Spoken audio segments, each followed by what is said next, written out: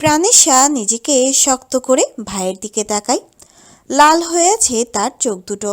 মা নেই শুনে হয়তো। প্রাণেশা তো ডায়েরিতে পড়েছিল ভাই তার মাকে খুব ভালোবাসতো, মামুনি বলে ডাকতো। ভাইকে নিয়ে মায়ের অনেক স্মৃতি লেখা আছে ডায়েরির পাতায়। সেসব পড়ে পড়ে তার মনেও ভাইয়ের প্রতি আলাদা ভালোবাসা জন্মেছে।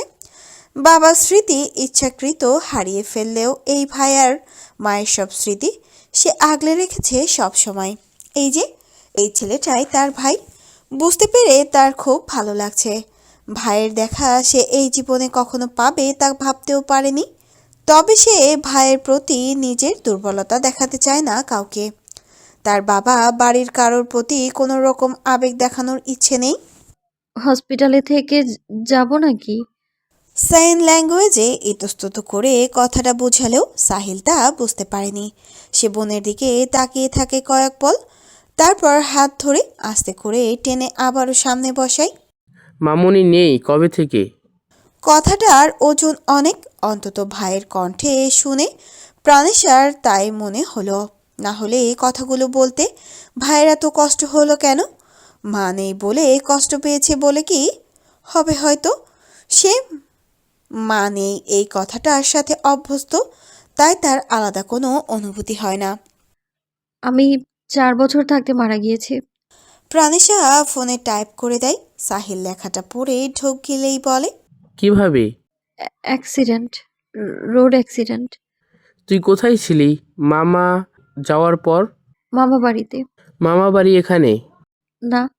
প্রাণেশা ভাইয়ের প্রশ্ন শুনে তৎক্ষণাৎ আঙুল চালাতে পারে না, একটু সময় নিয়ে লেখে।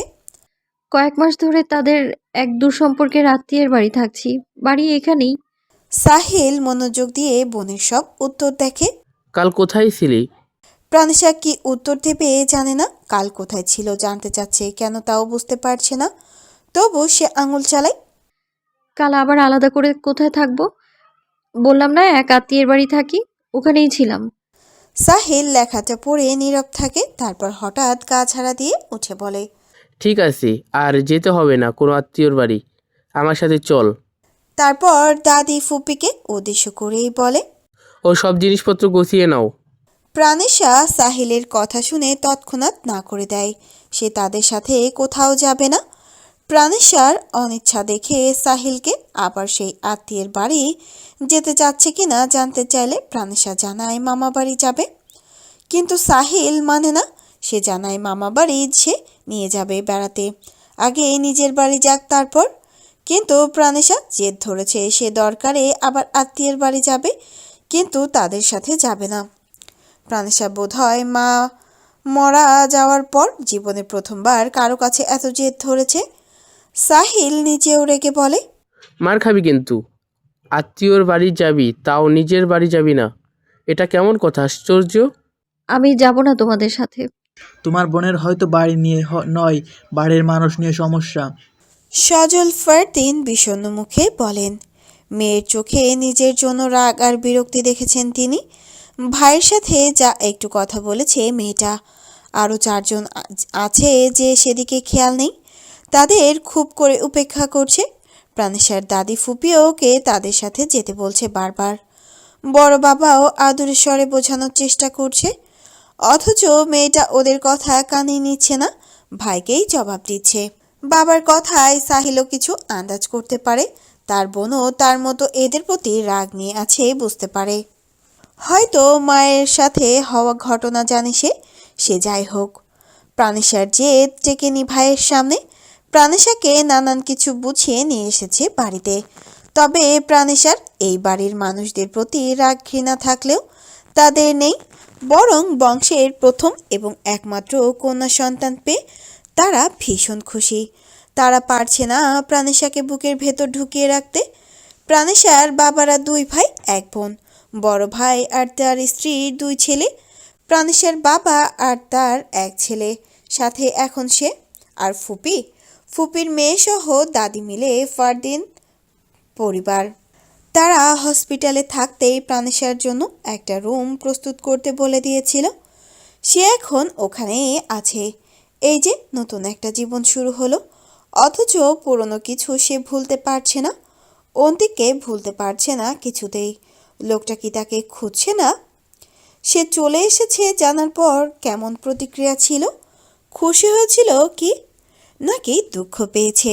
খুশি হলেও মা নিশ্চয়ই ওকে খুঁজতে বলবে, খুঁজছেও হয়তো। কিন্তু সে আর যাবে না অন্তিকের কাছে, যার কাছে তার মূল্য নেই, তার কাছে আর ফিরবে না। কাল রাতে কি ক্ষুধার্ত জানোয়ারের মতো আচরণ করেছিল তার সাথে, সে কোনোদিন ভুলবে না। ভুল বোঝাবুঝি দূর করে ভালোবেসে কাছে টানলে কি সে মানা করে দিত? সে তো চেয়েছিল অন্তিকের সাথেই সংসার করতে। এভাবে কোনো হিংস্র জন্তুর মতো আচরণের মতো দরকার ছিল না। অন্তিক সারা শহর খুঁজেও প্রাণেশাকে পায়নি, দিগন্ত মাহাত কেউ পায়নি। নিজে দুবার করে সব জায়গায় খুঁজেছে, তারপরেও প্রাণেশাকে না পেয়ে যখন পাগল প্রায়, তখন ছেলের অবস্থা দেখে আর প্রাণেশার চিন্তায় মিসেস আয়েশা আমিন অসুস্থ হয়ে পড়েন। তখন আবার ওনাকে নিয়ে তাড়াহুড়া শুরু হয়। মাকে অসুস্থ হয়ে পড়তে দেখে অন্তিক আবার আগের মতো শান্ত হয়ে যায়। পরিস্থিতি প্রতিকূলে গেলে মাথা ঠান্ডা রেখে সবটা ভাবা তার স্বভাবগত বৈশিষ্ট্য। দিগন্ত মিসেস আয়েশা আমিনের সব রকম চিকিৎসা করিয়ে ওনাকে রেস্টে থাকতে বলে বের হয়ে আসে। মিসেস তাবিয়া আর শাইনা বেগম ওনার কাছে বসে নানান কিছু বলে সান্ত্বনা দিচ্ছেন। অন্তিক বাড়ির বাইরে বের হয়ে সুখ টান দিচ্ছে দুশ্চিন্তা কাটাতে, যদিও কতটুকু সম্ভব হচ্ছে তা বলা যাচ্ছে না।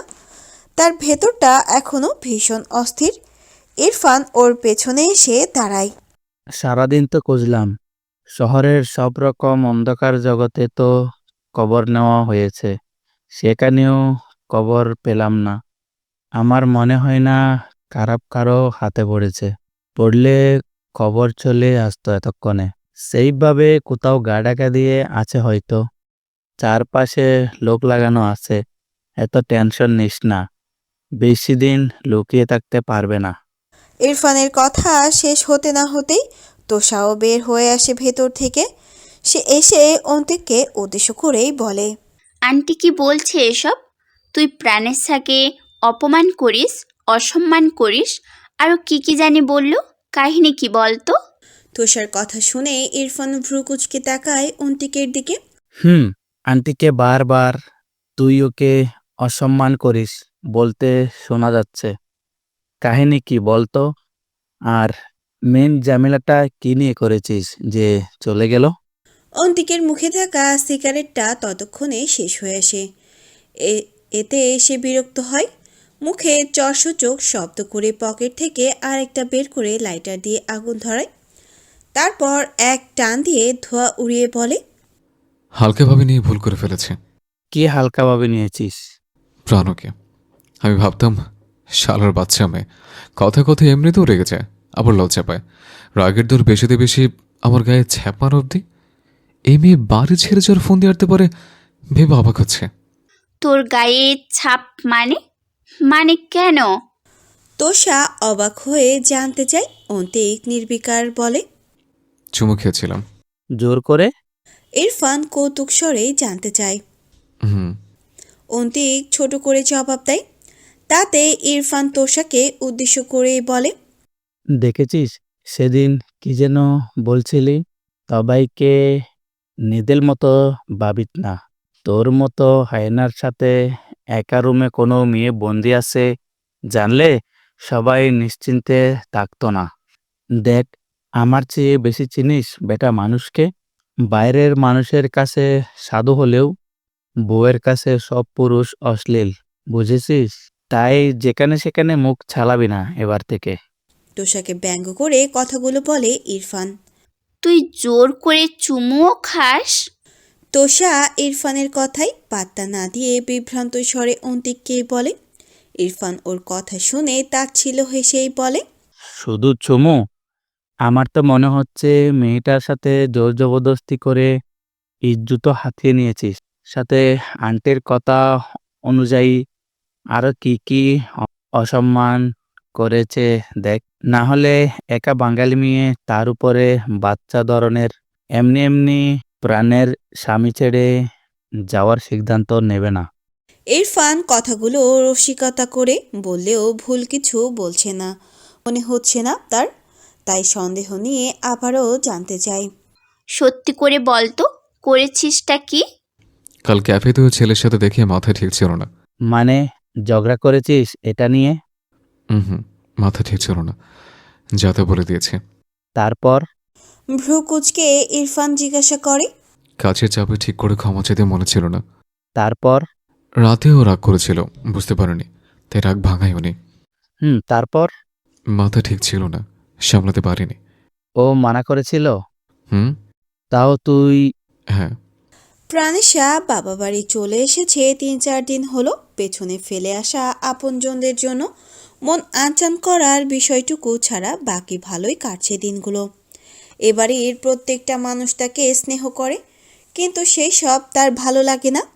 উপরে উপরেই লাগে, বিরক্ত লাগে। বিশেষ করে যখন তার বাবা তাকে কথায় কথায় আম্মু বলে ডাকে, আর দাদি যখন দাদুমণি বলে ডাকে। বিরক্ত লাগে তখন তার। বড় বাবা তো তাকে ছাড়া খাবার খায় না। উনি খাবার খাওয়ার সময় প্রাণেশার ক্ষুধা না লাগলেও সামনে বসে থাকতে হবে। সারাটা সময় খাবার খেতে খেতে প্রাণেশার সাথে গল্প করবে, কিন্তু সে তো কিছু বলতে পারে না, শুধু শোনে।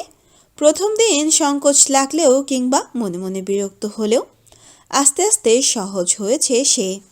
বড় মা, তার 2 ছেলে, ফুপি সবাই তাকে স্নেহ করে। প্রাণেশা কখনো এতটা ভালোবাসা পায়নি। সরোয়ার বাড়ির সবাই তাকে স্নেহ করলেও সেটা শ্বশুরবাড়ি ছিল, তাই এখানে সবাই যতটা তাকে ভালোবাসা দেখাচ্ছে তেমনটা সেখানে হতো না। এমন না যে ওকে দেখতে পারতো না তারা, কিন্তু এখানের বিষয়টা ভিন্ন। বড় বাবার ছেলে দুটো বাইরে কোথাও গেলে আসার সময় ওর জন্য চকলেট, আইসক্রিম কিছু না কিছু নিয়ে আসে প্রত্যেকবার। নিজের ভাইয়ের কথা আর কি বলবে, সে ঘন্টায় ঘন্টায় বোনের খোঁজ নিচ্ছে, কি করছে, কি খেয়েছে সব। এমন তো বোনের সাথে কথা বলার জন্য সাইন ল্যাঙ্গুয়েজও শিখছে। সারা জীবনে যা পায়নি মনে হয় সব শোধ করে দিচ্ছে তারা, কিন্তু চাইলেই সব শোধ হবে? ওর তো মাঝে মাঝে এইসব ভালোবাসা বিষের মতো লাগছে। ওর মা যে বাড়ি থেকে অপমানিত হয়ে বের হয়ে গিয়েছিল, সেই বাড়িতে রাজকন্যার হালে থাকছে সে। এই কথাটা মনে পড়তেই ওর ইচ্ছে করছে সব কিছু ছেড়ে ছুড়ে আবার কোথাও চলে যেতে, কিন্তু যাওয়ার আর কোনো জায়গা নেই তার। থাকলেও ভাইকে কি জবাব দেবে সে যাবে? আসবো? প্রাণেশা মেয়েলি কণ্ঠে ফিরে তাকায়, ওর ফুপির মেয়ে ডাকছে। সে যেহেতু উত্তর দিতে পারবে না, তাই ঘাড় বাঁকিয়ে ব্যালকনির দরজা থেকে রুমের দরজা দিকে তাকিয়ে ওকে ভিতরে আসতে বলে। চোখের ইশারায় সে এসে প্রাণেশার হাত ধরেই বলে, তোমাকে ডাকছে ছোট মামা, কি কি যেন এনেছে, দেখবে এসো। কথাটা বলে নিজের সাথে নিয়ে যায় প্রাণেশাকে। বসার ঘরের সোফায় বসেছে তার বাবা। সামনে টেবিলে বড় একটা বক্স দেখা যাচ্ছে, বড় কিছু বা অনেক কিছু পার্সেল করে নিয়ে এসেছে হয়তো। এসেছো আম্মু, নাও, অনেক কিছু কিনে এনেছি তোমার জন্য। এগুলো সব দেখে নিজের ইচ্ছে মতো সাজিয়ে নাও। রুমটা ঠিক আছে, তুমি নাকি রং তুলি দিয়ে কী সব আঁকো শুনলাম, সেসবও নিয়ে এসেছি, দেখো তো পছন্দ হয় কি না। প্রাণেশাকে দেখে বক্সটা দেখিয়ে খোশ মেজাজেই বলেন সজল ফারদিন। পরপর ভাগ্নিকে উদ্দেশ্য করেই বলেন, নাজিয়া, যা তো, একটা কাঁচি বা ছুরি নিয়ে আয়, খুলে দেখায় আমার মেয়েকে। পছন্দ না হলে রেখে দেবো কেমন, আমি আবার বদলে আনবো সব। নাজিয়া ছুরি নিয়ে এসে বক্সটা খুলতে শুরু করলো। প্রাণেশার দাদি বলে, আস্তে আস্তে খোল নাজু, ভিতরে কিছুতে লেগে আবার জিনিসগুলো ভেঙে যাবে। আরে এরকম কত বক্স আনপ্যাক করেছি নানি, কিছু হবে না। বলছিলাম নাজিয়ার পাশের রুমটা খালি করে ওর সব রং তুলি ওখানে রাখলে হয় না? ওই রুমে আঁকাআঁকি করবে আর কি, ওর সুবিধা হবে সব রং তুলি সুন্দর করে সাজিয়ে রাখতে। তাছাড়া ওই রুমে বাইরের আলো বাতাস প্রবেশ করে বেশি, ওর ওই রুমে বসে আঁকতে ভালো লাগবে। হ্যাঁ, আমিও ভেবে দেখেছি, কিন্তু সাহিলকে তো বলতেই শুনলাম প্রনেশার পাশের স্টাডি রুমটা খালি করিয়ে সেখানে এসবের ব্যবস্থা করে দেবে, আর ওর রুমের সাথে ভেতর থেকে অ্যাটাচড করিয়ে দিবে। আচ্ছা, সেও ভালো। প্রাণেশার কিসের সুবিধা হবে না হবে সব ভেবে নিজেরা কত কী সিদ্ধান্ত নিচ্ছে।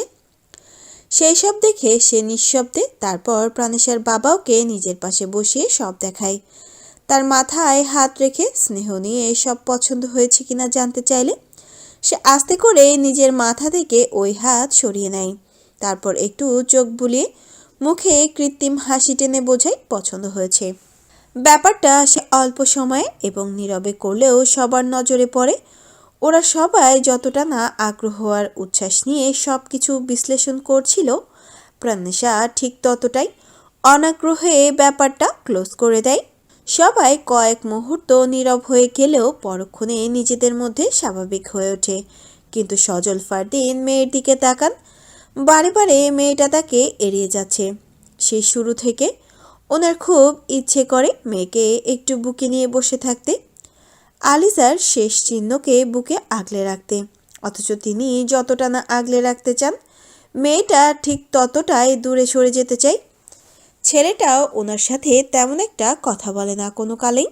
যেদিন থেকে আলেজা চলে গিয়েছে সেদিন থেকেই ওনার জীবনটা এভাবেই চলছে। সজল ফারদিনের প্রথম বিয়ে হয়েছিল ওনার খালাতো বোনের সাথে। অল্প বয়সে সাহিলের মা সুজানা সজল ফারদিনের 2 বছরের ছোট ছিলেন। সুজানাদের পারিবারিক অবস্থা আর আর্থিক অবস্থা তেমন একটা ভালো ছিল না। বাবার দ্বিতীয় পক্ষের সংসার ছিল, তাই বাড়িতে ঝামেলা লেগেই থাকতো নানান কিছু নিয়ে। এদিকে তার মা অসুস্থ। একমাত্র মেয়েকে লেখাপড়া করিয়ে বড় কিছু বানাতে চেয়েছিলেন। সুজানারও তেমনটাই ইচ্ছে ছিল।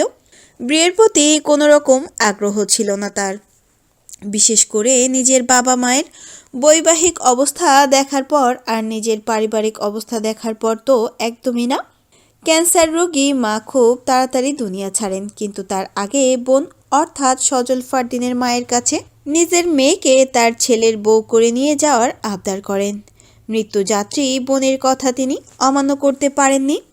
বড় ছেলে যেহেতু বিবাহিত, তাই তিনি বোনের মৃত্যুর পরদিনই নিজের ছোট ছেলের বউ করে ঘরে তুলেন সুজানাকে।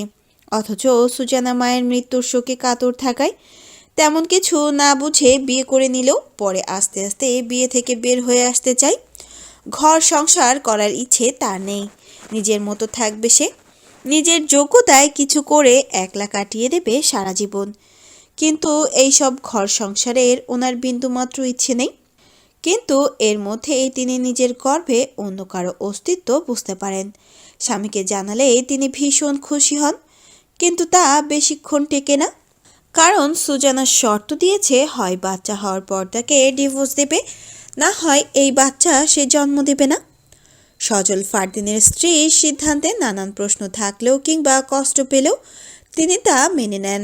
সুজানার প্রতি ভালোবাসার অনুভূতি জন্মাবে তার আগেই জীবন থেকে বেরিয়ে যায় ছেলেকে জন্ম দিয়ে। এভাবেই ছেলেকে নিয়ে 11টা বছর কাটিয়ে দেন। আলিজা আহমেদের সঙ্গে যখন ওনার বিয়ে হয় তখন বয়স 35 বছর। ব্যবসার কাজে রাঙামাটি গিয়েছিলেন, কিন্তু মাঝ রাস্তায় গাড়ির ইঞ্জিন বন্ধ হয়ে গেলে আটকে পড়েন একা। এদিকে আলিজা আহমেদ তখন নতুন নতুন কলেজে শেষ করে ট্যুরে গিয়েছিলেন বন্ধুদের সাথে। মাঝ রাস্তায় গাড়ি থামালে সবাই নেমে গায়ে হাওয়া লাগাতে কিংবা নানান প্রয়োজনে, কিন্তু গাড়ি ছেড়ে দিলে কোনোভাবে ওনারা বাস মিস হয়ে যায়। এইভাবে সজল ফারদিনের সাথে দেখা হয়। আলিজা আহমেদ ওনার কাছে সাহায্য চাইলে বুঝতে পারেন তিনি নিজেও আটকা পড়েছেন। কোনো একটা ব্যবস্থা না হওয়া অবধি একসাথেই থাকেন, কিন্তু খাবার পানির সাহায্যের জন্য গ্রামের কিছুটা ভেতরে গেলে উগ্র গ্রামবাসীদের কবলে পড়েন। হয়তো ওনারা যেদিকটায় গিয়েছিলেন সেদিকের মানুষজন তেমন সুবিধার ছিল না। আলিজা আহমেদের দিকে কিছু মানুষের খারাপ নজর ছিল, তা বুঝতে পেরে সজল ফারদিন ফিরে আসতে চান, কিন্তু কিছু সংখ্যক গ্রামবাসী তাদের আটকে নেয়। একা একটা ছেলের সাথে ভ্রমণে এসেছে যে মেয়ে, তাকে নিজেদের কাছে রেখে দিলে কোনো সমস্যা হবে না, এইসব বলে কটাক্ষ করে ওনাকে রেখে দিতে চান। সজল ফারদিন তাদের উদ্দেশ্যে বোঝাতে পেরে আলিজা আহমেদকে নিজের স্ত্রী বলে পরিচয় দেন। তিনি নিজের স্ত্রীকে কিছুতেই তাদের হাতে তুলে দেবেন না জানান। এতে গ্রামবাসী তারা মিথ্যে বলছে বলে ক্ষেপে যায়। প্রমাণ দিতে বলে, প্রমাণ দিতে না পারলে আবার বিয়ে করতে হবে বলে বিচ্ছিরি হাসে, যেন তারা ওনাদের এভাবে হেনস্থা করতে পেরে খুব খুশি। এভাবে নানান ঝুট ঝামেলায় ওনাদের বিয়ে হয়ে যায়। তারপর অনেক কষ্টে সহি সালামতে বাড়ি ফিরলেও আলিজা আহমেদের জন্য পরবর্তী জীবন কঠিন হয়ে ওঠে। বাড়িতে এসে জেনে ওনাকে ভুল বুঝে পাড়া প্রতিবেশী সবাই মেয়ে প্রেমিক নিয়ে ঘুরতে গিয়ে বিয়ে করে এসেছে, তাও বিপত্নিক, সাথে এক বাচ্চার বাবা, নাকি অবৈধ সম্পর্ক ছিল কে জানে। এমন ধরনের কথাবার্তা বলে ওনার পরিবারের মনেও নানান বিরূপ মনোভাব ঢুকিয়ে দেয়। ওনার বাবা মা এত অপমান মেনে নিতে না পেরে আলিজা আহমেদকে স্বামীর সাথে চলে যেতে বলেন আর যোগাযোগ করতে মানা করে দেন। সজল ফারদিন সদ্য বিবাহিতা স্ত্রীকে নিয়ে বাড়ি গেলে প্রথম প্রথম নিজের সাথে আলিজা আহমেদকে মানিয়ে নিতে ভীষণ কষ্ট হয়। আলিজা আহমেদ বিপত্নিক এবং সন্তানসহ এক পুরুষকে সহজে মেনে নেননি। তবে সাহিলের সাথে ভাব হতে বেশ সময় লাগে না। দুজনেই একাত্মিকের কারণে অল্প সময়ে বন্ধুত্বপূর্ণ সম্পর্ক তৈরি হয়। বাচ্চাটা ওনাকে মামুনি বলে ডাকতে শুরু করে। সেভাবেই কিছুদিন ঠিকঠাক যায়। ততদিনে সজল ফারদিন আলিজা আহমেদের প্রেমে মত্ত। স্ত্রীর নানান ছোট ছোট বিষয়গুলো খেয়াল করা, যত্ন নেওয়া, সুবিধা অসুবিধা দেখা, সব মিলিয়ে বিভিন্নভাবে নিজের ভালোবাসা প্রকাশ করতেন। আস্তে আস্তে আলিজা আহমেদের মনেও ওনার জন্য অনুভূতির সৃষ্টি হয়। এদিকে ওনার একমাত্র বোন সোহেলির ভাইয়ের নতুন বউয়ের সাথে তেমন একটা যায় না। সোহেলি নিজেও তখন স্বামীহারা হয়ে বাচ্চা মেয়ে নিয়ে বাপের বাড়িতেই থাকছেন। নতুন বউ নিয়ে মাতামাতি, এত যত্নআত্তি লোকেদের বউ দেখতে এসে তার ভাগ্য নিয়ে হাহুতাশ, এসব নিতে পারতেন না। অবচেতন মনে হিংসা করতেন নানাভাবে। বাড়ির সবার সামনে ভাই বউয়ের ছোট ছোট ভুল ধরে অপমান করতে শুরু করেন। ইচ্ছাকৃত সমস্যা সৃষ্টি করে আলিজা আহমেদের ঘাড়ে চাপিয়ে দেওয়া, ওনার দোষ ত্রুটি বের করে সবার সামনে খারাপ প্রমাণ করা, এমন আরও নানান কিছু। এভাবেই একদিন সাহিল অসুস্থ থাকলে আলিজা আহমেদ তাকে জোর জবরদস্তি পড়াতে বসিয়ে পড়া না পারলে মারছে, এমনটা বলে বাড়ির প্রত্যেকের সামনে সিন ক্রিয়েট করেন হিংসা থেকে। তখন এই পরিণতি কি হতে পারে সেটা হয়তো ভাবতেও পারেনি।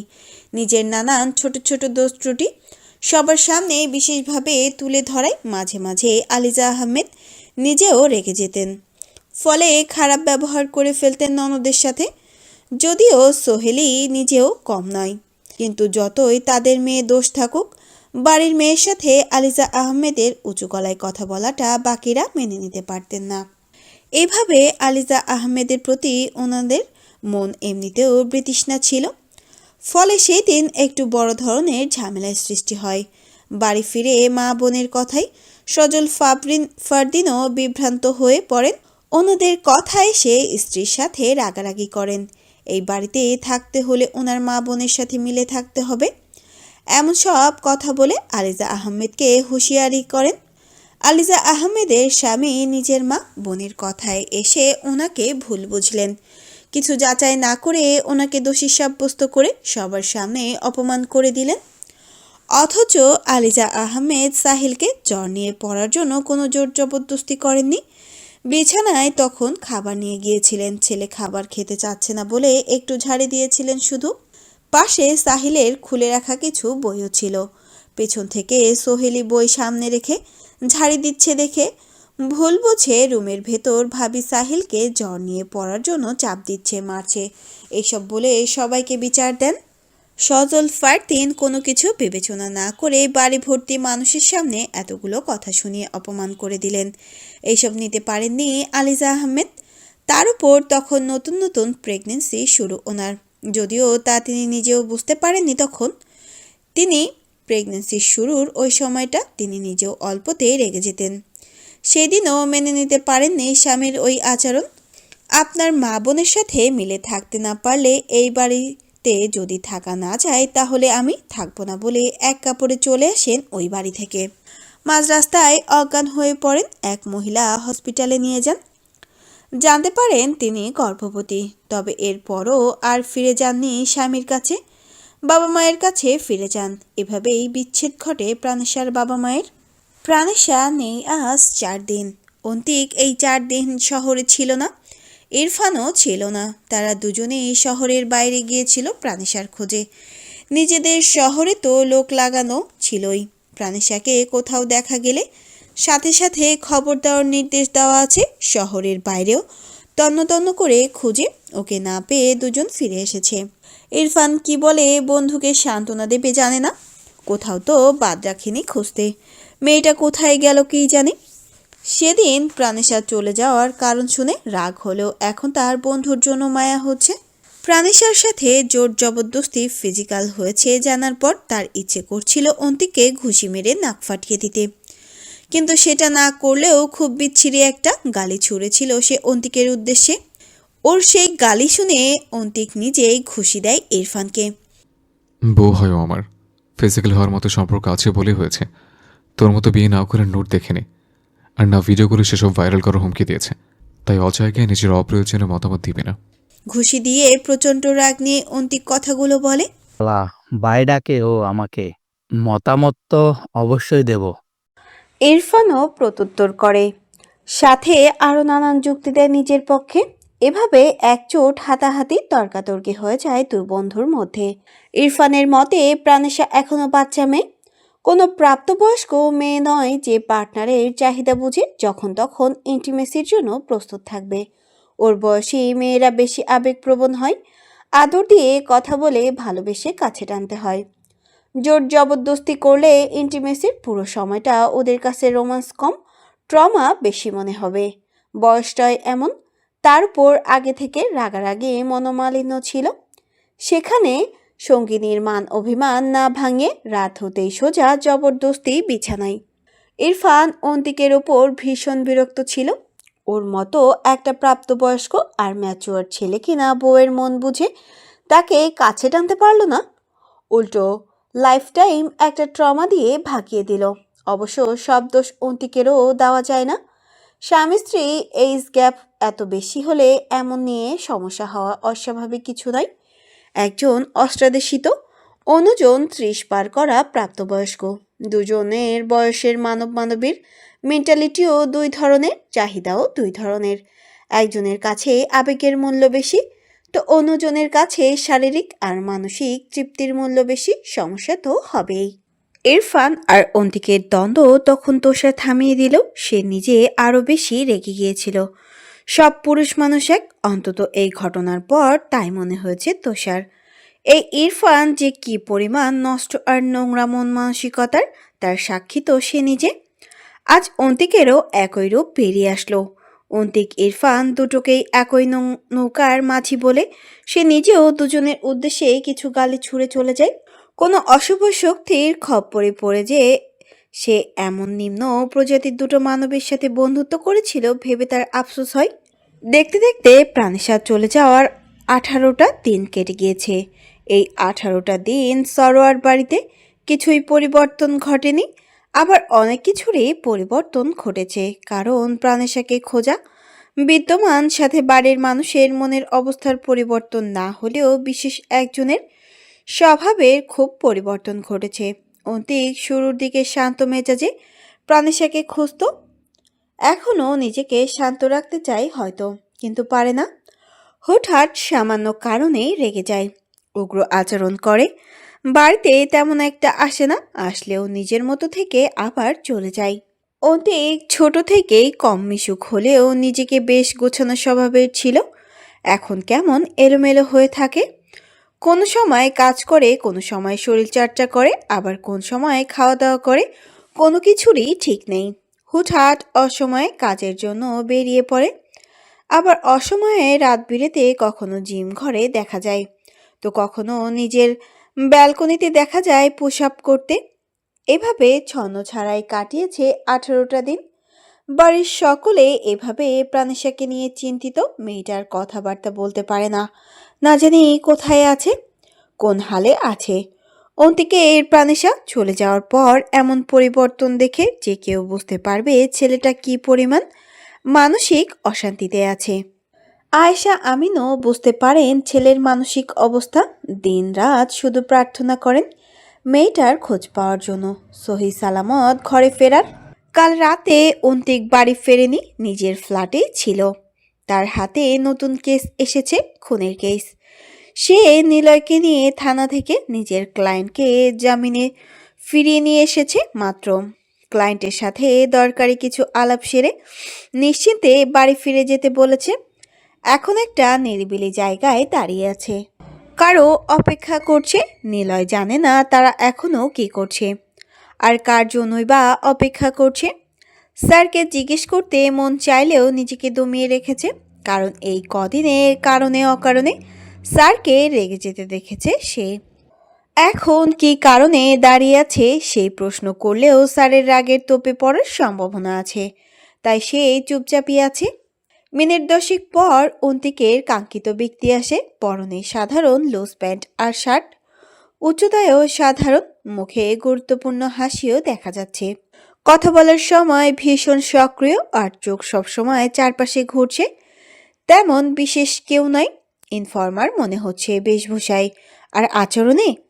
নিলয় যেহেতু নিজেও আইনজীবী, তাই এইসব ইনফর্মারদের সাথে নানান কারণে তারও কাজ করতে হয়।